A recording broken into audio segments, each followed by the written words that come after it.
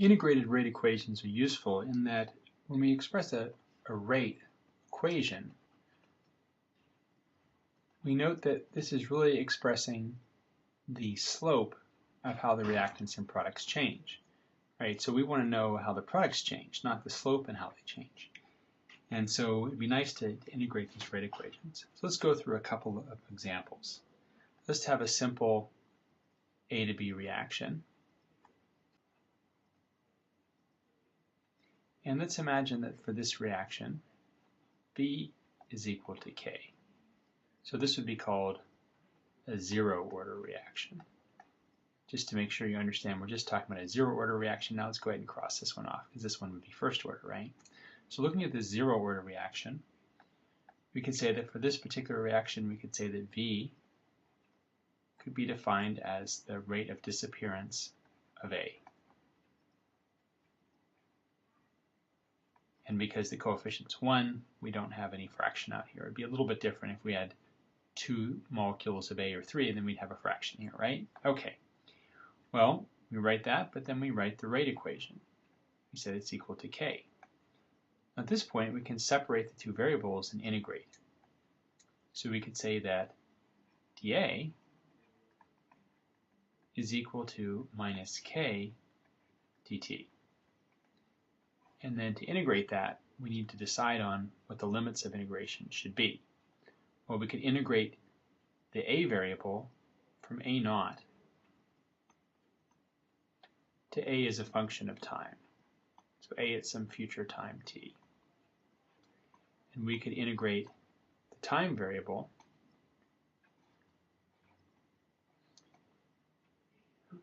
from a time of 0 to some future time. And if we integrate this, we can see that we get A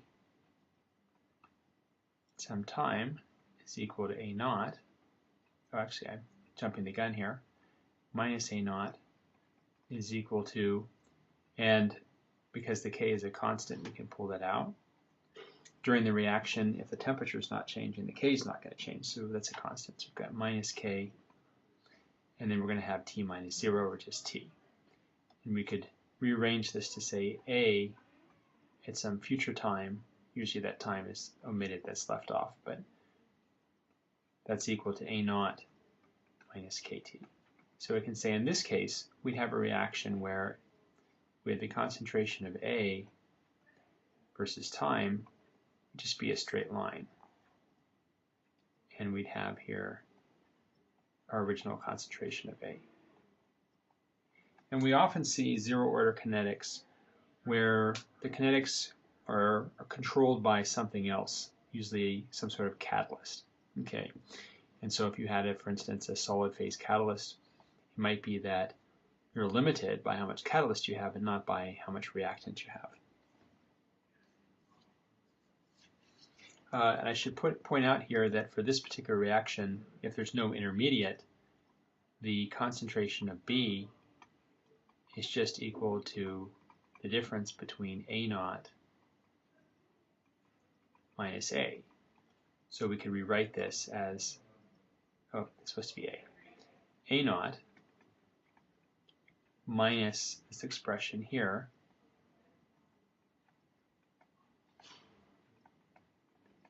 and so we can see that's just going to be equal to KT. So we're going to have the B concentration steadily climbing upward in a linear fashion.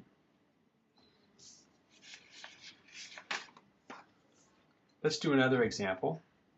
This time let's look at a first order reaction. So let's imagine we have a reaction that's first order in A. And let's imagine that in this case the stoichiometry is still simple, A goes to B. So we do the same analysis. We say that V is equal to negative dA dt, because there's no coefficient here, and then we just set that equal to the rate equation. And the difference here from the last example is now we're first order.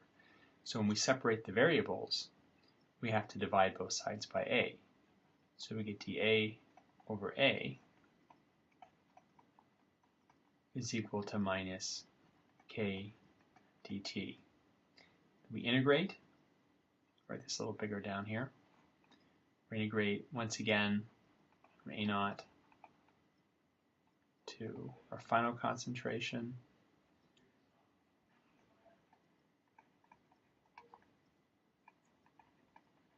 And we're going to integrate from time equals 0 to some future time. And when we do this integral, we know the minus k can pop outside the integral sign, and we know that this will end up being a logarithm. So let's go do that. We've got a final, a naught, and the log of a, and that has to be equal to minus k. And limits of integration, we plug in here our t final minus t, or we can just call it t final. And when we plug in the limits here, we get the log of a final minus the log of a naught, or we can combine those logarithms, say a final over a naught.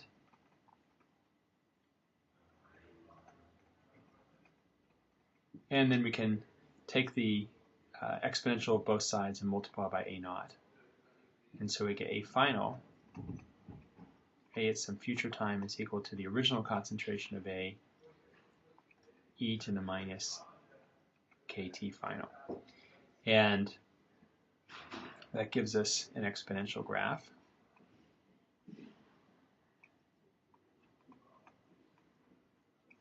We could do the same analysis we did earlier. We said b is equal to a naught minus a, and then we can plug in our expression for a. So we have a naught minus a as a function of time, which is a naught with this exponential. Oh, that's kind of getting small there, minus kt. And we can just group those terms. We could bring out, we can say b is just equal to a naught, and we have 1 minus this exponential. So at time equals 0, this exponential term is going to be equal to 1. So this whole thing is 1 minus 1, and we don't have any b, but then it's going to grow. And so we end up with this, if we graph this, we end up with a curve that looks something like this.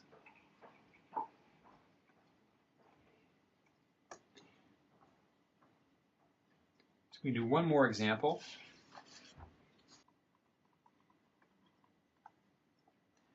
A few minutes ago we talked about how first order reactions have a curve plot like this, concentration versus time, because it's the concentration times the original concentration with this exponential.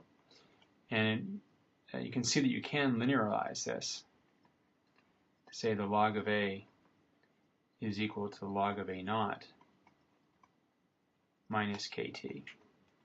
So if we wanted to, we could certainly do a log plot if we want to get a straight line. And even though nowadays with computers it is easy to graph things in a nonlinear fashion, sometimes it's useful to make these linear plots just because we can by eye see if our data is straight or not, so whether or not it's actually following these kinetics.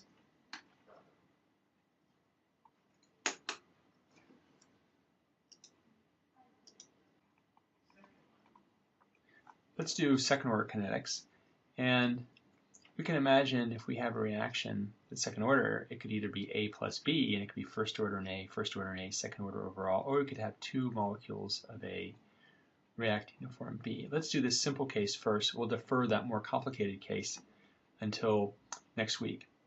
So let's assume that second order, so we've got Ka squared, and then we'll go ahead and write the expression that we can write the rate of the reaction both as rate law but also as a derivative of A. So we say it's minus, and because we have a 2 here, it's minus 1/2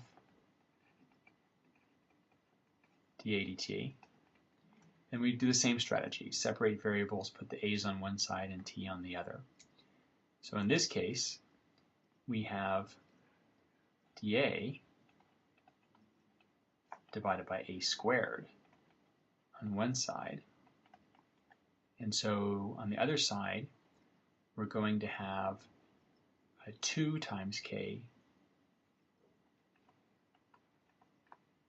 dt. So we just multiply both sides by 2, multiply both sides by dt. And now we're going to integrate again. And on the left-hand side, the limits, of course, of the integration will be exactly the same as before. And in this case, when you integrate 1 over x squared, we get negative 1 over x.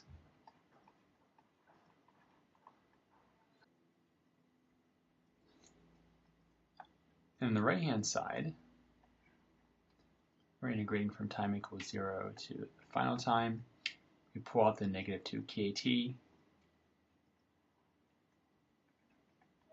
and we integrate this to just get time.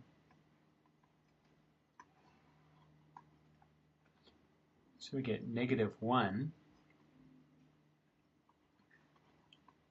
over a final, and we get minus negative 1 or plus 1 over a naught is equal to, on this side we're just going to get 2k times t.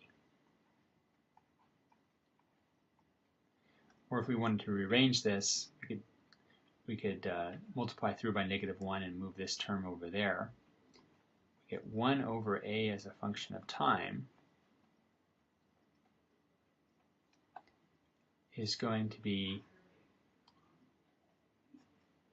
1 over a naught plus 2 kt. So this implies that we could, if we wanted to, we could say that a is equal to the reciprocal of this whole side. Or if we wanted to make a linear plot, we could just plot 1 over a as a function of time. If we do that, we're going to get a linear plot, and the slope is going to be equal to 2k. And the y-intercept, we can say, is going to be just 1 over a naught.